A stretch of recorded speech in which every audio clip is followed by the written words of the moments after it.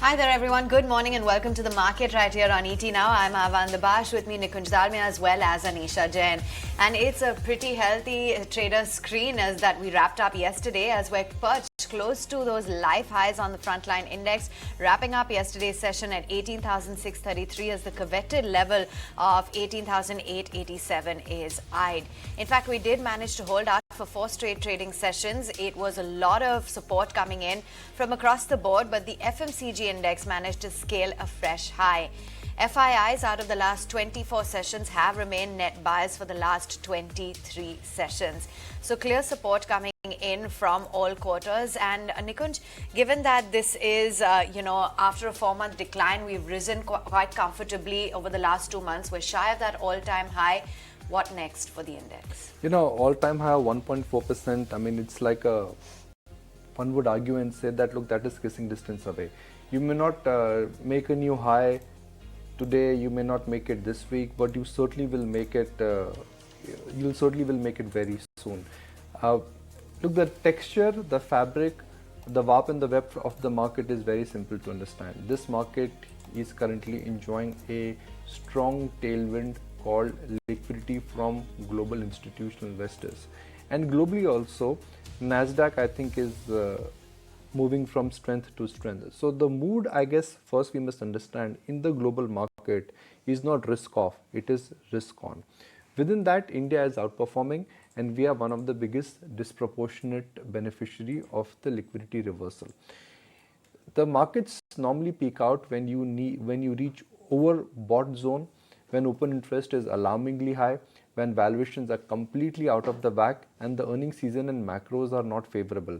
None of the following factors which normally cause volatility or market correction currently are at play. Sentiment is robust, liquidity is strong, macro concerns are receding, and the market still is not enjoying very high interest in terms of participation and open interest. I mean, we may talk about Nifty less than 2% away from an all-time high. Mid-cap index may have touched an all-time high last week, but where's the participation? I think what you have to again focus on that everybody has missed the rally. For those who have not missed the rally, they're feeling the fear of FOMO. Everybody is waiting for a correction, and markets are not obliging. Markets are not obliging, but one of the factors that you pointed out that's working for the markets, it's earnings, right? Now, all the Nifty 50 earnings are out, and if you look at the way the breakup has been, 18 companies reported better than expected numbers. It's only 15 that reported a below expected numbers, but 17 were largely in line. And if you break it down versus the weightage of these companies, the high weightage companies managed to report a beat versus the expectation. As a result of all of that, we have seen that the FY23 EPS for the Nifty was close to around 838 rupees. And for FY24, now the EPS estimate stands at around 990, which is a still growth of around 18 to 20% on a year-on-year basis. And that means, Nikunj, that the valuations are not very, very expensive. The valuation turns to be around 18 to 19 times. And if I have it right, the long-term average is between 17 to 18 times for the Nifty. So not very expensive, and earnings seem to have caught up. See, Anisha, the leadership sector is banks, and banks, I often say that they give you a hint of what the economy is doing. Banks are talking about a 12 to 14% credit growth and 16 to 18% credit growth depending on the balance sheet you're talking about. So there is momentum in the economy. What had happened was that last year margins got squeezed because of high inflationary pressure and because of this sudden inflation spike which forced the central bankers to increase interest rates. That had an impact on earnings, and that had an impact on market valuations. And the starting point for 2022, after a great comeback in 2020 and 2021, as it is, was expensive. So what happened was market went through price-wise correction, flows were not there, macro headwinds moved against you, and foreign institutional investors were selling. Now we've normalized. We had an extraordinary year of low interest rates in 2020 and 2021. We had an extraordinary year of high inflation in 2022. I guess 2023 for me is the normal year where the excesses will get normalized. Luckily for us, we've come on the right side. There are a lot of sectors where things have really moved in the right direction: defense, manufacturing, automation, banks to some extent, urban consumption. So I think those are the pockets you need to focus in on. My limited point is that looking at the earnings and the current market setup, I guess now the market is not going to go through a massive re-rating. Now you will see incremental gains which would be a function of the earnings growth. So in this market you can't say, oh, this is overrated, that is overrated. There is nothing which could be called as very cheap, and there's nothing which could be called as very expensive.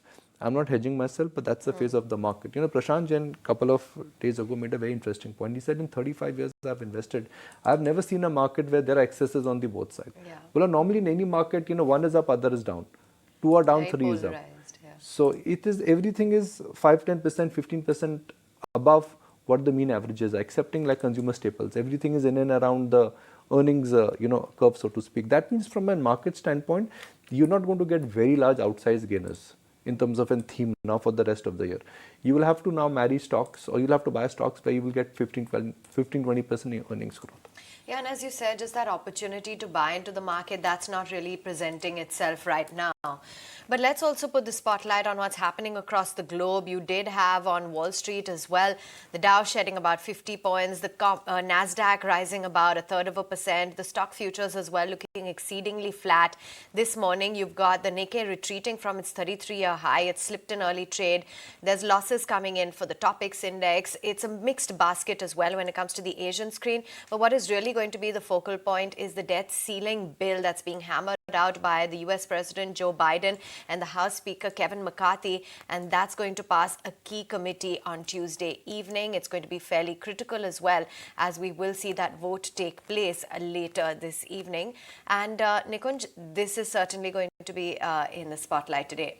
God knows how market moving though. No, markets, you know, from a market standpoint, markets pretty much knew that, look, this is not going to be a big, crack in terms that the debt ceiling talk in the 11th hour, 59th minute would sail through. And that is exactly what has happened. From a market standpoint, it added to a little bit of volatility, but I guess it was evident, let's say, over the weekend that the debt ceiling talks will go through and there would be a deadlock.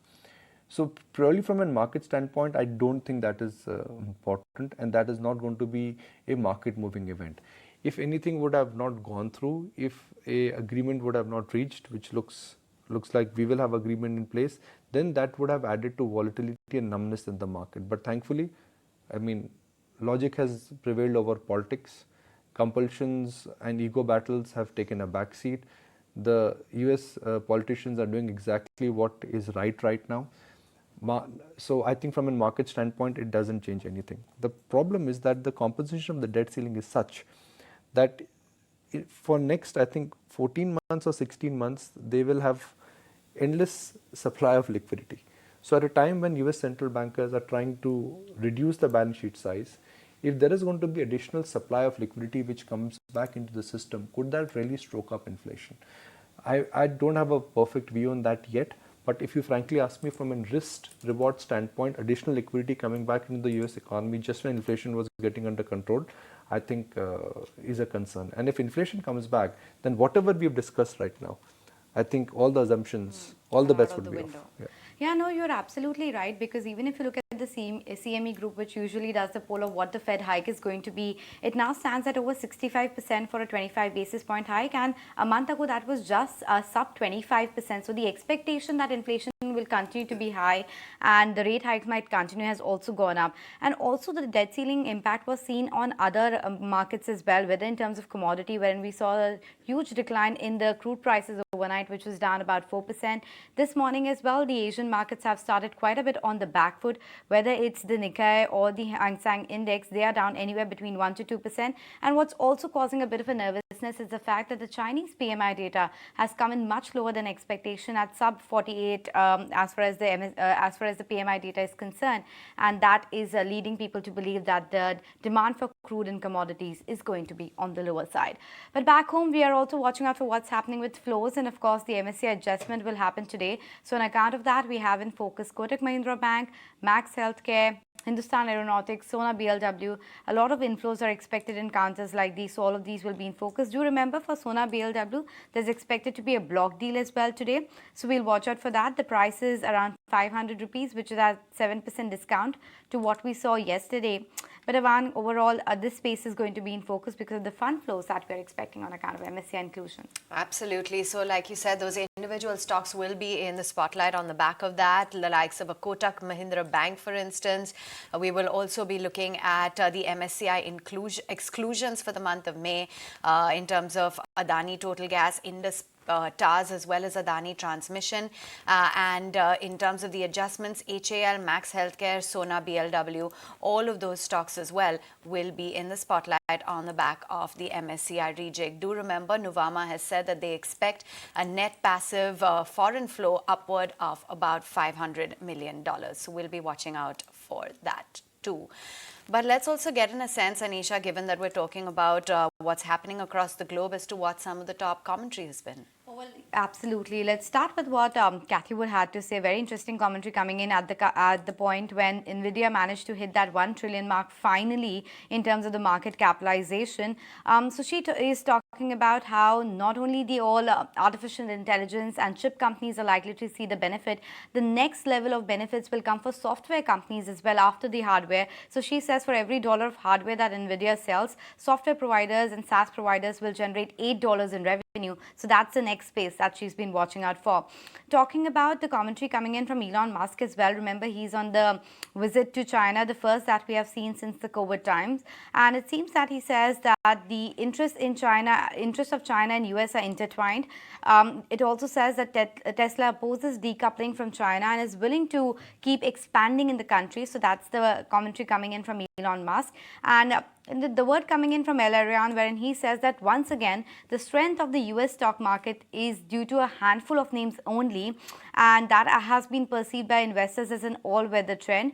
But we'll have to see, and the key question is, will they pull up the rest of the market or be pulled down by the rest of the market? So that's the key, because as we were talking about earlier as well, it was only the Nasdaq which was seeing that massive amount of rally led by the tech stocks. If you look at the Dow, that's not suggesting that big of an up move, and that's the exact question that Mohammed El-Arian is raising as well. All right, let's move right on and connect with our chartists then. And we've got with us Nuresh Mirani, who is joining in on the technicals, as well as Vaishali Parekh. She's joining in from Prabhudas Leeladhar. Good morning to both of you. And Vaishali, ladies first. So I'll start off with you and get in a sense as to what you make of the market setup. Given the way that we're currently poised, we are at kissing distance to those all-time highs. Do you think that any dip in the market should be used as a buying opportunity? And what's the outlook on where the next leg up is likely to take us in terms of levels? Very good morning to all of you. So yes, market has been consolidating. Nothing really robust move coming in the index for now. But well, we do have our projected target for this week coming towards 18,800. But for that, 18,550 on a near-term basis needs to hold true. So keeping that in mind, 18,500, 550 is a very crucial support band to have a positive bias for a target of 18,800 and so on. Likewise, even Bank Nifty is comparatively going, it's already in the new high category. So we have our target of 45,000, 45,200. And yesterday, what we saw, Kotak Bank started participating to an extent, even the HDFC twins. So I think my view is quite positive for now, as long as we respect the support levels. Nuresh, all-time high today, this week, next week. I would say maybe next week.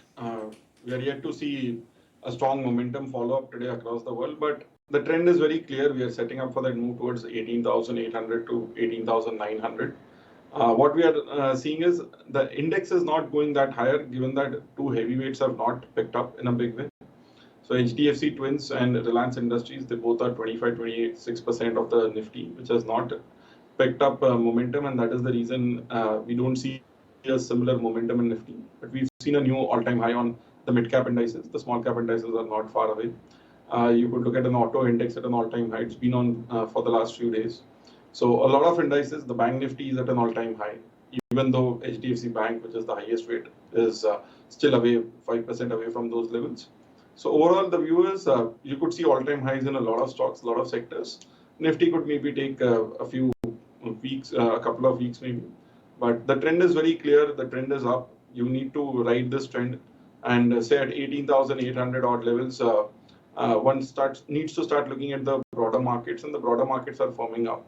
So the view is be stock specific. Opportunities are there. The momentum is still there. So overall bias is positive. A dip on the Nifty would be an interesting. Say we get a dip back to 18,400. That's the price point you want to get in. To remain stock specific, so what exactly are those recommendations, Naresh?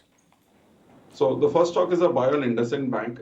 Clear leadership move being made in the banking space after say Axis and ICICI taking the lead. It is IndusInd Bank. The stock used to be 1300 to 1250 pre-COVID, and we are still around those prices. We've made a new 52-week high.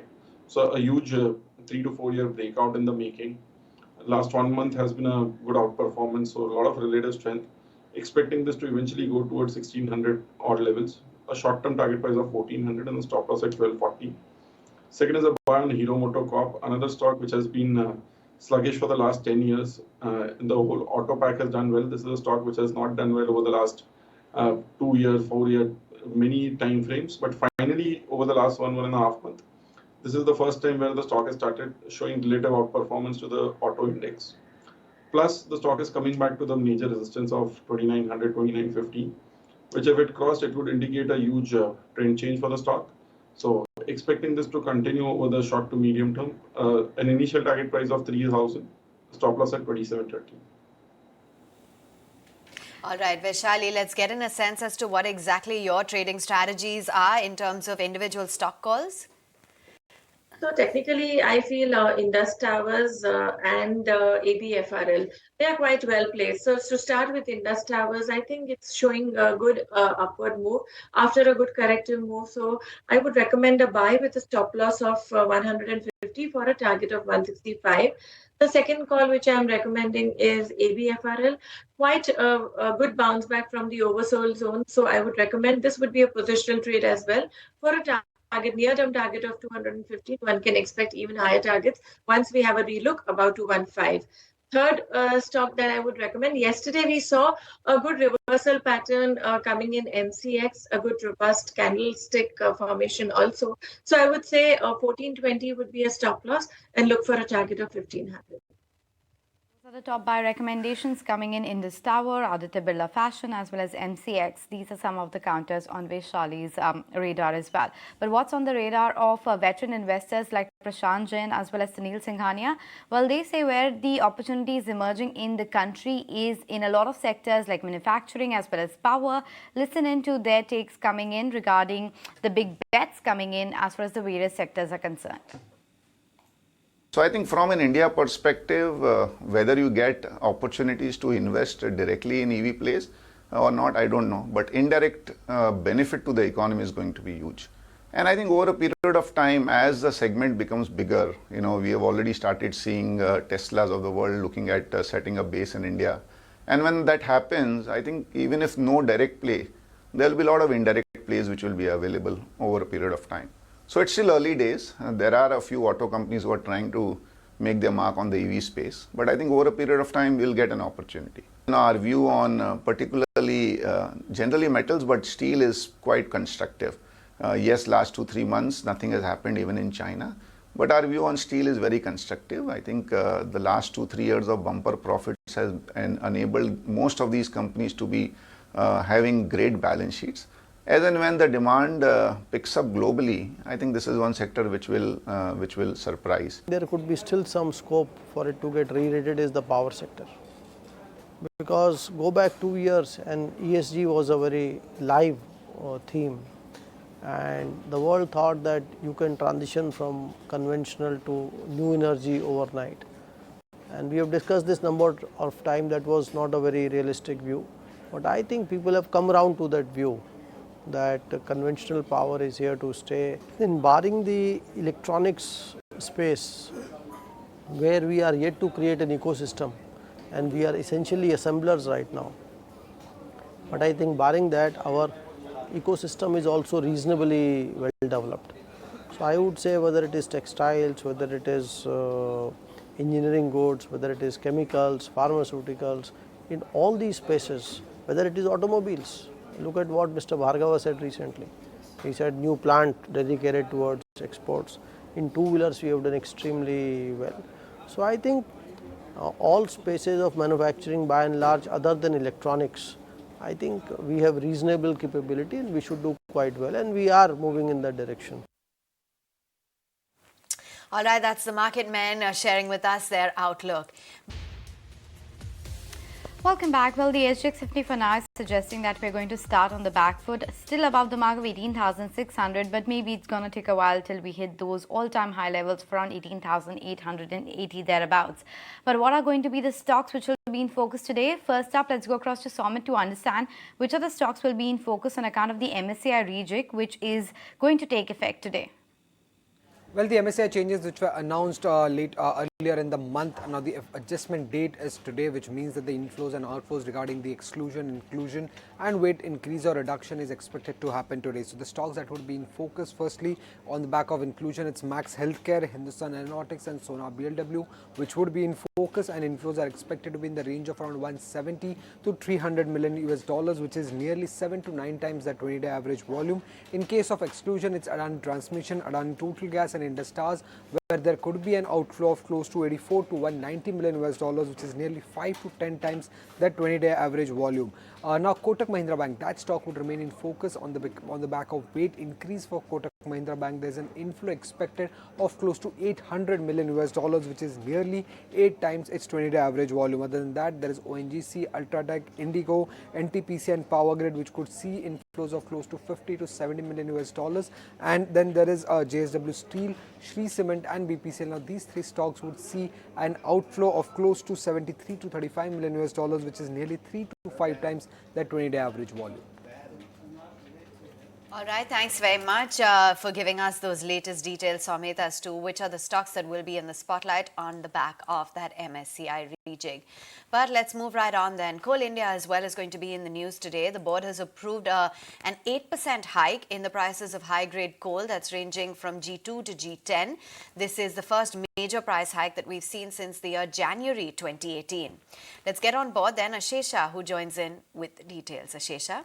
Well, yes, Coal India has undertaken first major price hike since January 2018. They've gone ahead and hiked prices of high-grade non-coking coal by about 8%, and this price hike will impact about 30% of their volumes. Company has said that this price hike will increase revenues of the company by 2,700 crores in FY24. Important to note that company had increased wages by about 19% earlier this year, which meant that company's wage bill was expected to increase by about 6,000 crores in FY24. Now that the company has undertaken this price hike, the wage bill increase or incremental wage bill will partially compensate will be compensated in FY24. Analysts do believe that we will not see these kind of price hikes going forward. Important to note that premiums, although have cooled off, volumes continue to be on the higher side, and analysts also believe that higher e-auction volumes will help the company aiding profitability going forward.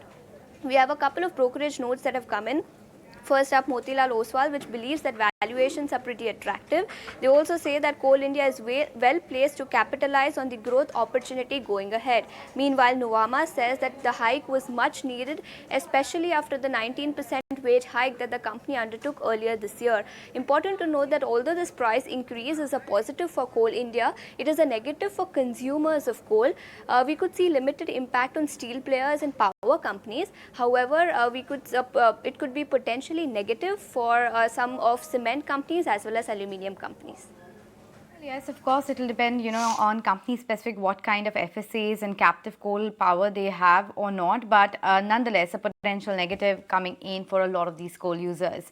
But shifting focus to SBI Cards, because the management met certain analysts. What are the key takeaways and what's the commentary like? Harsh is joining us to tell us all of that. Right, Anisha, a couple of positive, couple of negatives there. Let me quickly take you through that. The first piece is that you have spends, which is looking strong. That's the commentary coming through. They believe that travel spends are good and healthy. But overseas spends, seeing a bit of a drag yet to fully normalize on that count. We are also looking at moderation with regard to fuel as well as departmental store and grocery spends, especially on the back of that 2,000 rupee note withdrawal by the RBI. Not much of a surprise. Let's also look at what they are looking in terms of market share. They're continuing to focus on that particular piece. They're looking to both maintain as well as improve on that count, is what the management has said. On the negatives front, you're looking at NIMs, which are expected to continue to compress, which is a problem. 20 to 25 bips increase in the cost of funds is expected in Q1 as well. And even with regard to credit costs, there seems to be some amount of pressure coming in on the back of vintage accounts, and that they're still trying to resolve, is what SBI Cards has said. They believe that credit costs in Q1 will continue to stay elevated as vulnerable vintage accounts cleanup continues. They are also looking at competitive intensity moderating. That's a positive again. And they believe cost to income will remain at the 58 to 59% band, which is a positive because 60% plus was where it was for a better part of FY23. Credit card integration with UPI, they believe, should be a positive and should act as a further growth accelerator. BofA has a buy with a target price of 1,030, which is roughly a 10 to 12% upside to current market prices. Right, thanks so much for giving us all of those details. Moving right on then, let's hear it out from none other than Chris Wood. He believes that India is seeing a manufacturing boom and that is expected to push the next leg of growth for the economy. He also says that India is one of the most promising markets. Let's listen in to his bullish outlook. So there's a greater optimism on the capex, I would say, than what I was fully aware of. The property market, on the property market, is actually stronger, but the thing is, it's not the one weakness on the property market is in the affordable housing area. So all the actions in the middle segment and the high-end segment. If the Indian economy moves from $3 trillion to $5 trillion, what we debate every day, it's not if, it's the time duration, whether it's 2 years, 3 years or 5 years. But if the economy goes from 3 trillion to 5 trillion in 3 to 4 years, where do you think the earning entrepreneurship engine would be unleashed? Where do you think, which sector do you think will see the maximum tailwind? Well, no, there's another whole thing going on, which is a new development. That's obviously the hope that India can build real manufacturing Supply chain. And this is partly based on the production-linked incentive schemes, but more importantly, is based on this fundamental reality that all these multinationals, particularly US multinationals, can no longer afford to have all their eggs in one basket in China. So the best example of that is clearly Apple. Apple had all its production in China because China is the most efficient place to produce. It still is. But if I'm running Apple, another major US concern, given this geopolitics right now, you have to build another production facility somewhere else because you have the risk that one day the US Congress orders you out of China.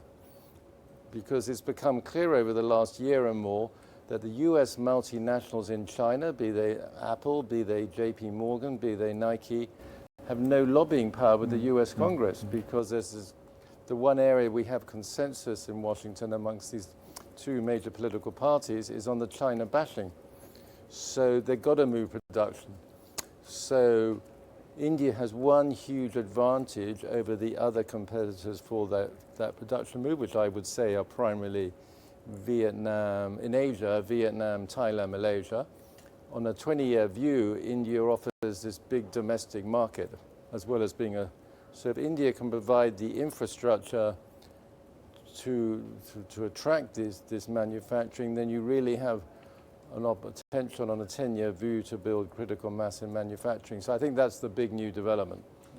But obviously it's very early days. All right, pretty bullish on the India story. That's Chris Wood. We will get you snapshots of that conversation through the day. But moving on then, some stocks are going to be in the spotlight on the back of block deal action. Which are they? My colleague Sharad joins in to tell us just that. Sharad? Well, yes, in focus, we'll be having two stocks where two block deals are likely to happen. The first one is HDFC Life Insurance, where HDFC Bank is likely to buy 1.67% stake coming in from the JV partner Aberdeen Investment. Now they'll be putting almost 3.57 crore shares on the block, which translates into almost roughly 1.67% stake, and the value is coming in at almost 2,010 odd crore rupees. The indicative price ranges between 563 to 585 rupees per share, indicating a discount of almost 3.5%. Now do remember, this will be the complete exit coming in from the JV company partner, which is Aberdeen, and HDFC Bank. If they are buying the stake, their stake is expected to go up by more than 50 odd percent from the current 48.65%. Now the second stock will be focused would be Sona Comstar, and over here promoters will be putting 1.9 crore shares, that's roughly 3.25% stake for sale, and the floor price is expected to be coming at 500 rupees per share, which comes at a 7% discount to the current market prices. The selling shareholders is Aureus Investments, and also do remember that there is an MSCI adjustment happening to the stock as well, so that is also going to impact the flows of the stock. Roughly you can expect $100 million of inflows coming in, and promoters stake is expected to fall from this deal from 33 odd percent to almost 29.75%. Thank you so much for that. So we might see a bit of a technical blip to start off the trading session on both of those counters, but given it's largely absorbed, we might see a recovery on an intraday basis. But shifting focus and getting you the top fundamental ideas coming in from Sanjeev Bhasin. The dollar is headed lower. Jindal Steel becomes an extremely good attractive buy at this price along with Tata Steel. And in copper, I think Hindalco, and the best numbers were of Hindustan Copper. I think if you have a 3-month period, these stocks can give you a 20% return as both ferrous and non-ferrous come back on the table with China spending and the underperformance coming to an end. Piramal Pharma, this is my dark horse play for 2023. Their CRAMS, their API and their CGS businesses are starting to show a lot of expansion. Yes, there was this overhang of debt which has risen, plus they've had a higher taxation, but the Piramals have issued warrants at 126. So at 72 rupees, Piramal Pharma is a steal. And I think this stock can double in the next 1 year, notwithstanding that the original business of the Piramals was pharma before they sold a blockbuster drug to Abbott, and then they diversified. So if you ask me, Divi's is going to be an outperformer, but Piramal Pharma is my dark horse for doubling in the next 1 year.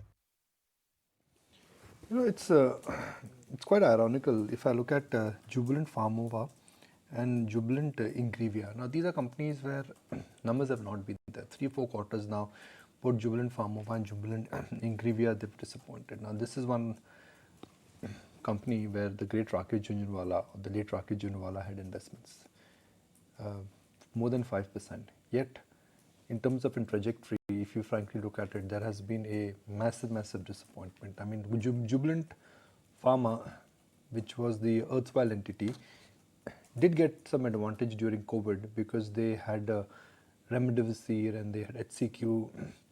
But post that, I guess both the chemical business and the pharma business, they both have just done nothing. But the stock which I think, Nuresh, we have to go back is Aurobindo Pharma. It was sub 400 and now it is standing tall at 650. Do you think this is just a strong trading bounce, or Aurobindo Pharma now could continue to surprise us on the upside? So problem with Aurobindo Pharma has been, this is how the stock has behaved all through the last, say, ever since it topped out in 2015. And the stock has had wild moves of 30-40% downside, a swift 60% upside. So if you were to look at the chart, it is basically, if you remove the COVID fall, the stock before that would go down to 500 and go back to 1000. And that happened almost quite a few times. We went to 1000 also in 2021. And we went from 1000 to 400. So the problem is when a stock has fallen 60%, it becomes difficult for anyone to believe that shorter term reversal could end up being so large. Even now, say the problem at 650 is 700 is the high back in 2022.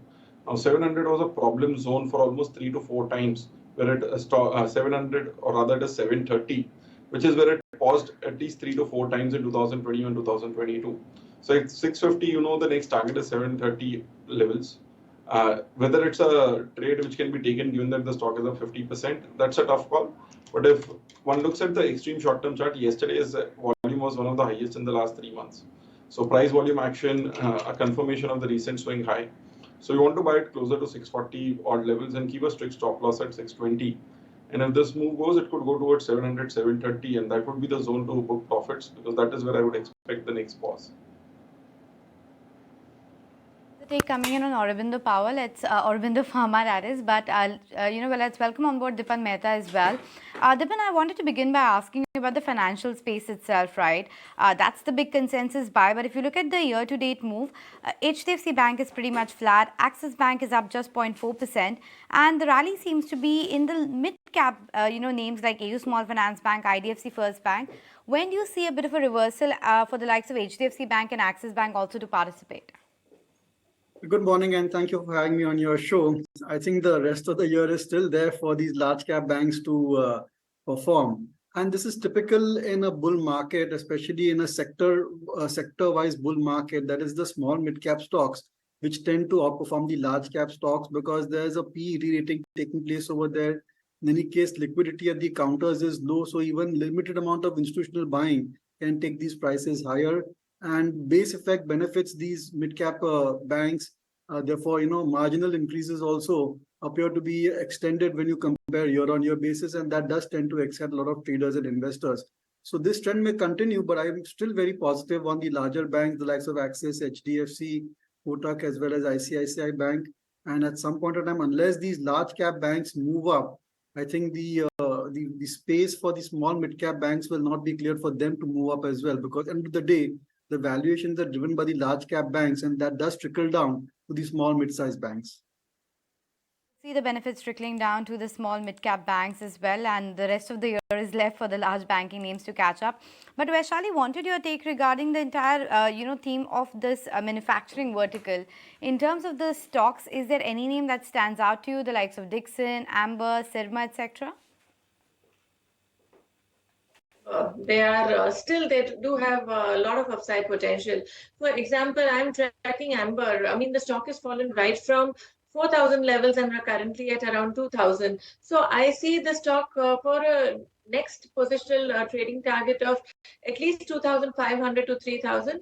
So I'm very positive on Amber, and likewise even on Dixon, because these stocks have yet to perform and show good upward move. So I would say these are the stocks to be bought at every decline. Dixon, for now, currently it is at a resistance level. Wait for some retracement to take place at around 3,300 or so. That is the gap filling area. So I would say that that would act as a prominent support level, and that would be an ideal level to be getting into the stock, and look for a target of around 4,000, 4,200. All right, Vaishali, good to have you on board. Thanks so much for joining in. Let's shift gears then. Stocks on the editor's radar. Let's find out what we're talking about today. And we're discussing the power sector and also talking about Interglobe Aviation, or Indigo. What a move, Nikunj, that we've seen in Indigo. In fact, the stock in the last 3 months has gained a solid 28%. It's the top gainer in the Bloomberg World Airline Index. Lots of factors fueling this. Yeah, I told you so kind of in stock. It was perhaps 3 months ago, almost like a no-brainer. Yeah. What I think has added to this entire altitude gain in the Indigo stock is first the industry. Yeah. You got GoAir and you got SpiceJet. They both are going through a very turbulent time right now. That means additional capacity has got freed up by competition. Typically when that happens, it's the incumbent who always gains. And we've seen the impact of GoAir, especially in some of the routes where Indigo and GoAir were competing. Now that GoAir is out, now that SpiceJet is also out, SpiceJet also had a lot of these small routes where they were operating. And GoAir had a lot of these niche places where they were operating. Indigo is quick to grab a spot there, and they've been disproportionate beneficiary. So that's where the consolidation is happening. Markets were worried about Tata's coming in. Markets were worried about competition coming from Jet. Markets were worried about competition which could come from Akasa. Small, but the formidable one was Tata. Tatas are taking the time to scale up because, scaling up an airline is not that easy. Scaling up an airline is not like adding, chip and a cloud device to your memory. It takes time. Airlines, delivery, negotiation, and I think that is where the Tatas are taking time to scale up their capacity. Third, the concern for Indigo was that between the promoters, Mr. Gangwal has been selling his stake down. Looks like for next 2 months, there is no additional block which is there on the table. And if that was not enough, crude prices are down. Yeah. So if you frankly ask me, I think Indigo for me becomes like one of those obvious and a simple bet on consumption.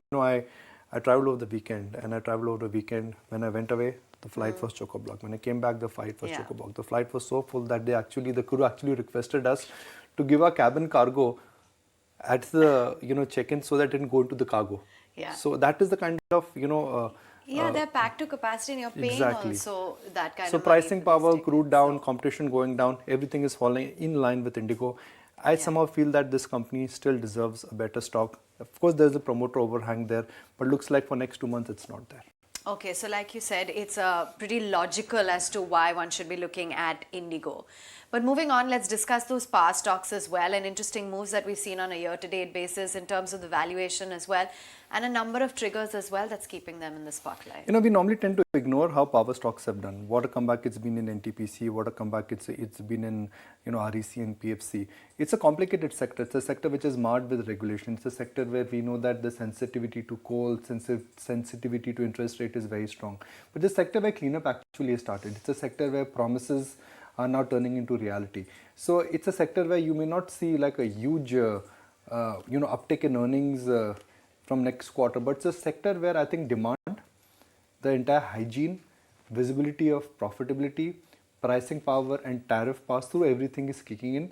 And if that was not enough, coal prices have also come down. So if you frankly ask me, there's one sector where you know that the demand is going to be strong, the regulations are getting better. It's a difficult sector to track, Avanne.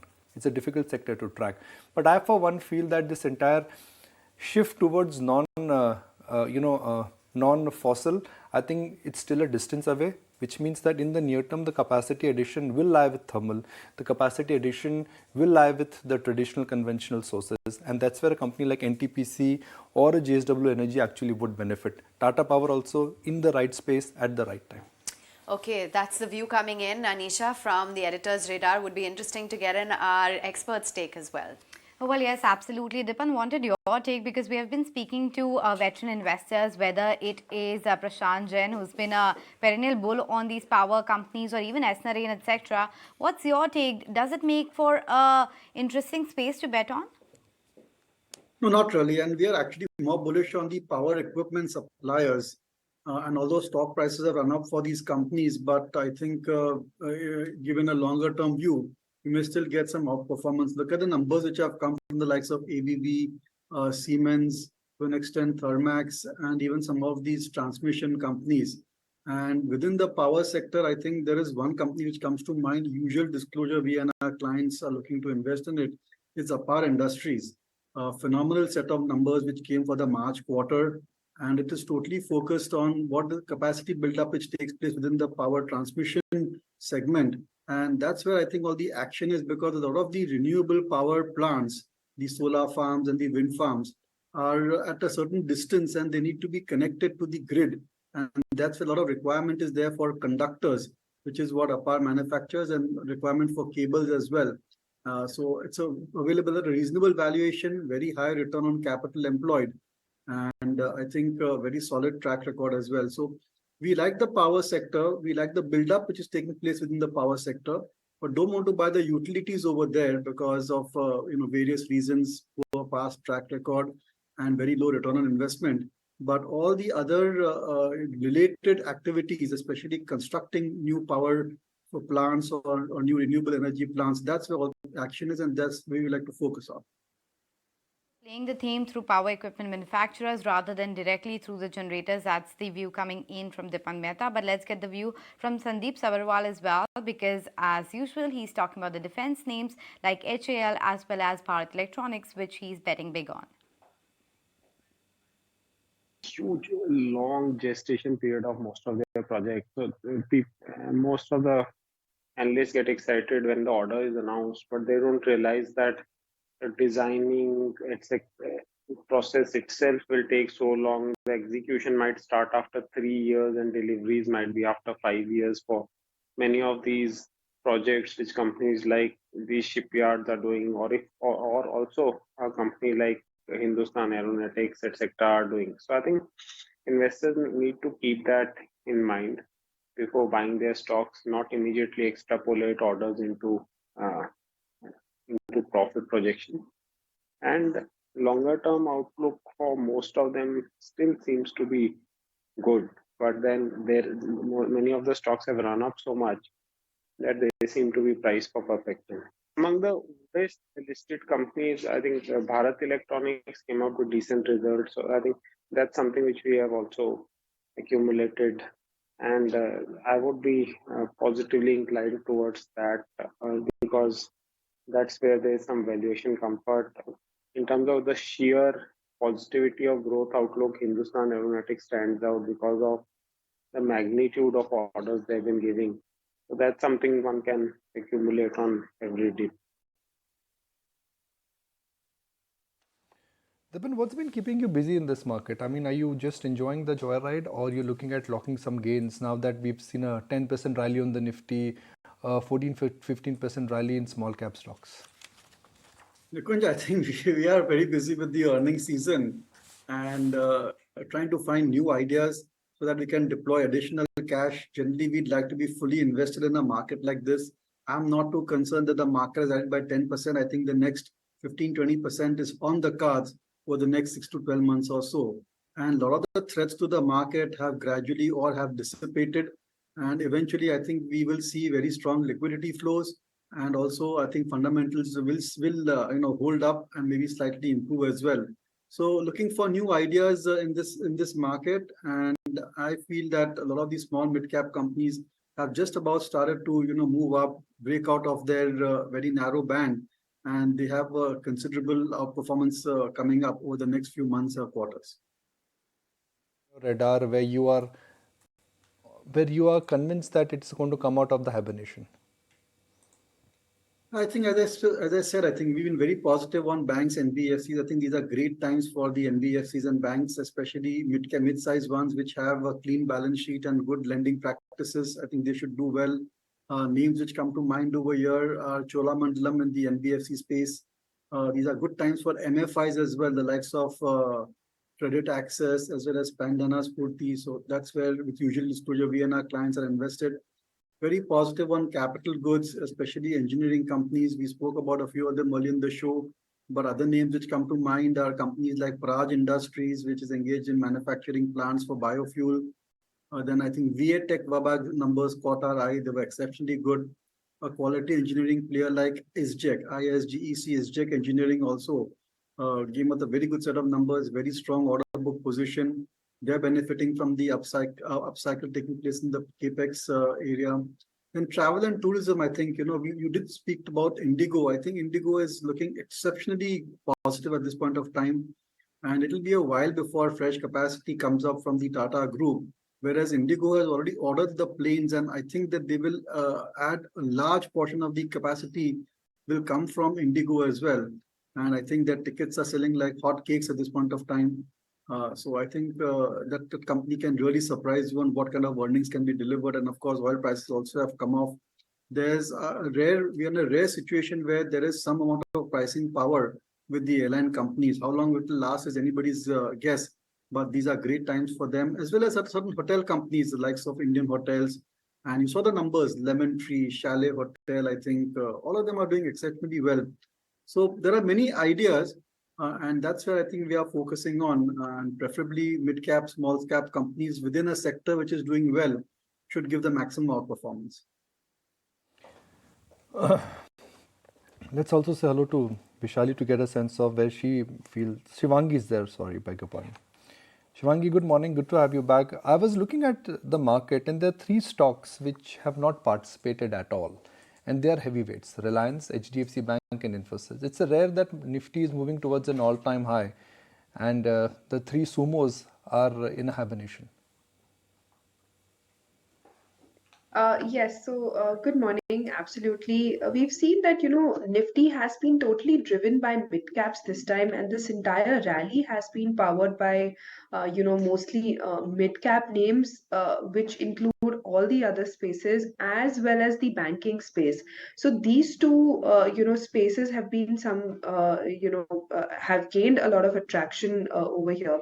In the mid cap space, of course, we are liking a lot of names, and I would take this chance to name one stock which I'm liking a lot, which is KPIT Tech. And this stock, we've seen that on a year-on-year basis, this has continuously outperformed, and even on the monthly scale, we've seen it is moving in an upward channel and looks quite positive. And we could focus, on the mid caps name over here. KPIT we can buy with a target near 1050 levels and a stop near 990 zones. Dipen Mehta, everybody I've spoken to, they have the following to say. HDFC Bank is a no-brainer, yet it is not moving up. It amazes me, right? It's a no-brainer stock, everything is right, FIs like it, merger is moving in the right direction, clarity is there in terms of growth, they managed to add CASA in a tough market, it's a no-brainer stock. But if it's a no-brainer stock, why is it not going higher? Ironical, right? It's a very good question, Nikunj, and I've also been wondering that we and a lot of very seasoned investors are very positive on banks. And yet, in a way, I think the banks are not performing to our expectations, especially large cap banks. Maybe the reason for that is over ownership, and we have to accept that banks have been the leadership sector within this particular phase of the market. And to a large extent, the earnings visibility, the kind of NPA cycle that these banks are in, increase for credit demand has attracted a lot of investors. But there's only so much that you can buy in your portfolio. And that is why I think these banks are stuck in this kind of a narrow range. But I think when incremental flows start to come in, especially for large FII flows, which we are expecting will come in, I think they'll first go to the large cap banks. And just because they are overowned doesn't mean that you should liquidate your positions in those banks. There are fundamental reasons why the next 3-4 quarters will be exceptionally good. And I've seen this phase for some time. Companies, good solid companies, everybody knows it's good, go on a sideways trend for a few months, and then suddenly a breakout takes place and the stock is up 15-20% in a matter of 1 month or so. So we'll wait for that inflection point for the large cap banks and HDFC Bank in particular. Also, many investors want to wait and watch how the merged entity looks. And there is still some amount of, I would say, uncertainty around this MSCI weightage for the merged entity. So all these uncertainties, once they're over and done with, and we know the exact consolidated figures, I think that's when the action will start in the HDFC Bank merged entity. Interesting week for some of these stocks on the Nifty 500. Just pull up the 1 week chart of something like a Med Plus Health, which has scaled up nearly 20% for the week gone by at about 815 levels is where the stock is currently at. You've also had something like an IBREL or Indiabulls Real Estate, which has seen a nice double-digit gain, close to 15% is what the stock has witnessed. And we discussed Dixon Technologies, that's been a smart mover. NCC added to that list, so it's a close to a 12% move that you've seen on NCC in the last 1 week or so, and Piramal Pharma as well has scaled up about 11% or so. Naresh, just wanted to get in a take. Are any of the names that I flagged off looking good on the charts for a fresh buy? So out of these names, NCC is the one which still looks promising if you look at the charts. The stock gave a breakout about 9,500, went to 125. Around the Karnataka elections, the stock went down back to 100, recovered back, and still is in a longer term uptrend. So at 110 to 115, this looks promising. It was a huge breakout, which actually should take it closer to 140, 150 levels in the medium term. So this is the most interesting name, and we are seeing this as a sectoral trend which is going on in the whole infrastructure space. We've seen HG Infra do well, other names do well. NCC was the first one of the block and continues to look interesting at 110, 115 levels for a move towards 140, 145. Stay on with us and let's hear it out then on numbers. A strong fourth quarter for Adani Ports. Revenues jumped over 40%. Let's listen in to Karan Adani talking about the road ahead.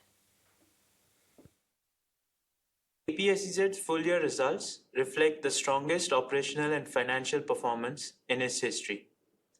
APSEZ overachieved against its revenue and EBITDA guidance provided at the start of the year. Now let me give you some highlights of the year gone by and our expectation for FY24. From an investments perspective, during FY23, APSEZ made total investment of around 27,000 crores, which includes 18,000 crores spent on 6 acquisition and around 9,000 crores for capex. These investments were primarily financed through internal accruals and the cash and cash equivalents held with the company. The investments made, along with the 5 bids won during the year, will enable APSEZ to achieve its targeted cargo volume of 500 million metric ton in 2025 and speed up the transition of the company's business model toward transport utility. Talking about the ports business, APSEZ handled 339 million metric ton of cargo in FY23. This is around 24% of total cargo volume handled at the Indian ports during the year and reflects around 9% year-on-year growth in APSEZ's cargo volume. Two of our ports, Mundra and Krishnapatnam, are featured in the top 10 ports of the country in terms of cargo volume handled. During FY23, we achieved our highest ever annual container volume of around 8.8 million TEUs. Our flagship port of Mundra, which is the country's largest commercial port, continues to be the largest container handling port of India with cargo volume of 6.64 million TEU in FY23. Dipen, is in this entire sharp adjustment in Adani group of stocks, which is one company you would say, look, I'm getting a good business at a reasonable price? Sorry to disappoint, Nikunj, you're not tracking those that entire group, and the exciting businesses are really quite expensive. But I think if you go with the holding company Adani Enterprises, if you want to buy an Adani group company, I think you are pretty much fine over there, because that's the incubator company, and they have certain exciting unlisted businesses also, which they may split up and offer shareholders those shares of those companies as well. So that's been the strategy. So I think if you want to buy Adani, I'd just go with the holding company. MCX. Shivangi, this is one stock we've discussed a lot in last couple of years. Is finally the springtime has started for MCX? Absolutely. So MCX is one such stock which was on my radar as well, and we've seen good amount of short covering move along with longs being built up above its 50 exponential moving average. So definitely it's quite positive, and we could look for 1500 levels on the immediate basis here in the stock with a stop near 1420 levels. I'm tempted to look at RBL, Naresh. Big gainer yesterday. It's one of those stocks when it just gains momentum, it can give you 10-15% move like in 2-3 days. Is RBL looking good for 200, 190? That was my recommendation yesterday. The stock has done well. The stock still looks interesting. So it has given that breakout, a triangle breakout over 160 levels. Now, if you were to look at it in the short term, yes, yesterday's volumes were 2x, 3x the general volumes, breakout done. Then if you look at a little longer term picture, 1 year, the last time the stock gave a breakout was 135, 140. That price got tested in March, and the recent bottom was higher at 140. Now, if you go back for the stock, pre-COVID, the stock used to trade at almost closer to 300 levels. The stock has corrected, and in say end of 2022, the stock went below March 20 levels. So that is where how the stock has gone through a very bad cycle and has recovered well. Now, this is a survivor stock, and some stocks which survive such an say a big correction going back to March 20 and recovering back, they tend to surprise on the upside. So my view is we go to that 190 mark, which was the high closer to that high was made in 2023 January, and then it could even go beyond that and go back to 250 levels also in the long term. So at current levels also, any dip towards the 160 to 155 mark is still a buy. Shorter term target would be 190. But this could be a surprise in the banking space going forward. And we've seen that what happened with IDFC First Bank. We've seen that trend coming up in NBFCs as well, which have survived the whole last 3 years. A lot of stocks which have survived and started recovering are knocking off 52-week highs and say getting closer to their pre-COVID prices. So expecting RBL Bank to also take a move from here on and surprise on the upside. Not just a 10-15%, could be a lot more. There, Dipan, going to let you go. Thanks so much for taking time out and joining in, sharing with us your outlook on the markets. Let's move on then and put the spotlight on BEML. Came out with their quarterly performance. We have with us Mr. Amit Banerjee, Chairman, Managing Director, joining in. Thank you so much for taking time out. To begin with, was revenue lower this quarter on a year-on-year basis due to the delay from the Delhi Metro rail order for procurement of metro coaches? And what is your projection for revenue growth? Bangalore Metro 5 RSDM, we are L1. So that's an order book of almost 3,100 plus crores. So rail and metro order book is expected to be somewhere around 7,000 crores once we get this order. Right now, we are expecting it by next month, this Bangalore Metro order. Other than that, in the defense business also, we have been getting small orders, though not very big. But there also, the order book is almost 3,800, and we look forward for another 1,000 crores of orders in the defense thing also.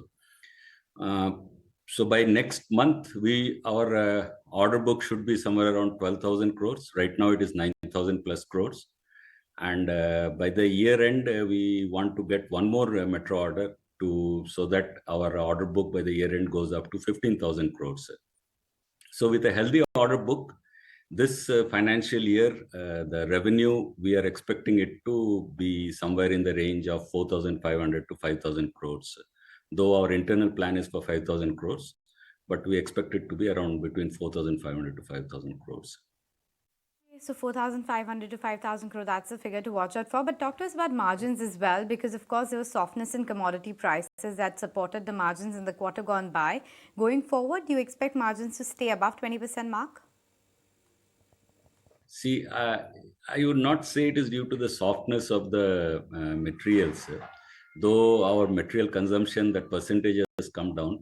There are two reasons in this. One is the product mix. It was totally different. And because of the product mix, we got higher margins. The defense sector, then there were some export orders to Cameroon, which we executed last financial year. That was to the tune of almost 150 crores. And we are also executing an order of rail grinding machine for the Indian Railways, but that we are doing for Lorem of USA. So there also the margins are quite okay. So because of that, the margins have increased last financial year. And we hope to maintain and increase the margin in this financial year also. You reported an order inflow which is higher by about 100%. Given that the company is in a favorable phase in the Bangalore Metro Phase 2, what outlook do you have on the order book position? Right now, we started the financial year with an order book of around 8,500 crores plus. Right now, it is 9,000 crores plus. And once this Bangalore Metro order comes, which will be around 3,100 crores, so we will be crossing the 12,000 crore mark, which I had promised to my investors during the last financial year. Of course, I couldn't achieve it within the financial year, but we have been able to do it in this first quarter of the next financial year. And further orders are expected from a defense side also. Defense, if you see, we are having the orders of Pinaka vehicles, that is for 330 numbers. Then we also got an order for Pinaka export, which is being done by Tata and L&T. The basic vehicles they will be taking from us. Then we have got order of 50-ton trailer. Then the Akash Prime project, which BDL and Bell has got the order. So the basic vehicles orders will be coming to us. Plus, we are also expecting ARV, Armored Recovery Vehicle, the overhauling orders of around 10 numbers, with further order quantity expected in that is almost to the tune of 300 numbers. Then we recently also received the order for track width mine plow for Arjun. That is almost 118 numbers with an order value of 388 crores. Then some other vehicles are under trials for the defense. There are things like the self-propelled mine barrier, the trawl assembly, so articulated all-terrain vehicle. All these things, the orders are going to come in this particular financial year. So by next month, we will be crossing 12,000 crores. And by the year end, we have a target of at least reaching 15,000 crores. Okay, and the divestment of BEML, that's also going to keenly be watched as the privatization, experts say, can lead to further improvement in the operational performance of the company.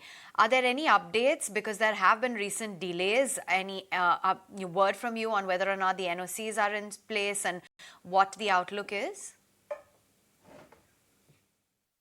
See, right now, the other company, the BML Land Assets Limited, that has been separated out and it is also listed. And the surplus land and all, it has been moved to the new company. The registration process is still on for the surplus land. So parallelly, Deepam is also working out the disinvestment process. They are going ahead. So I think Deepam will be in a better position to tell. We don't have much data on that regarding the regarding whatever news is coming in the media of the financial bids and all those things. Thanks, Mr. Banerjee, for joining us and talking to us about the outlook of the company. But shifting focus back to the top technical picks coming in from our experts. Naresh, you go first. What's the top mid-cap idea? So that would be a buy on Aditya Birla Capital. The stock has trended well in the NBFC space. Yesterday, the stock gave a range breakout out of the last 5-7 days of trading sessions. And the trend is up. The NBFC space looks interesting. And Aditya Birla Capital was the first one to actually break out. So expecting a fresh move towards 52-week highs. A stop loss at 165 and a target price of 185. You, Shivangi, what are the top ideas coming from you? Absolutely, I agree with Naresh. On my radar was AB Capital as well, but then I would shift focus to KPIT Technology as well. This stock is also one which is looking quite positive, and midcap, Nifty midcap is at record high levels. So this entire space is going to do quite well. So recommending a buy here at KPIT Tech. Thanks very much for running us through your top recommendations on the charts. Let's move on then and hear out the stocks that are on the editor's radar. Interglobe Aviation. Why is that? Find out. I told you so kind of in stock. It was perhaps 3 months ago, almost like a no-brainer. Yeah. What I think has added to this entire altitude gain in the Indigo stock is first the industry. Yeah. You got Go Air and you got SpiceJet. They both are going through a very turbulent time right now. That means additional capacity has got freed up by competition. Typically when that happens, it's the incumbent who always gains. And we've seen the impact of Go Air, especially in some of the routes where Indigo and Go Air were competing. Now that Go Air is out, now that SpiceJet is also out, SpiceJet also had a lot of these small routes where they were operating. And Go Air had a lot of these niche places where they were operating. Indigo is quick to grab a spot there and they've been disproportionate beneficiary. So that's where the consolidation is happening. Markets were worried about Tata's coming in. Markets were worried about competition coming from Jet. Markets were worried about competition which could come from Akasa. Small, but the formidable one was Tata. Tatas are taking the time to scale up because scaling up an airline is not that easy. Scaling up an airline is not like adding chip and a cloud device to your memory. It takes time. Airlines, delivery, negotiation, and I think that is where the Tatas are taking time to scale up their capacity. Third, the concern for Indigo was that between the promoters, Mr. Gangwal has been selling his stake down. Looks like for next 2 months, there is no additional block which is there on the table. And if that was not enough, crude prices are down. Yeah. So if you frankly ask me, I think Indigo for me becomes like one of those obvious and a simple bet on consumption. I traveled over the weekend when I went away, the flight was chock-a-block. When I came back, the flight was chock-a-block. The flight was so full that the crew actually requested us to give our cabin cargo at the check-in so that it didn't go into the cargo. Yeah. So that is the kind of they're packed to capacity and you're paying also that kind of. So pricing power, crude down, competition going down, everything is falling in line with Indigo. I somehow feel that this company still deserves a better stock. Of course, there's a promoter overhang there, but looks like for next 2 months it's not there.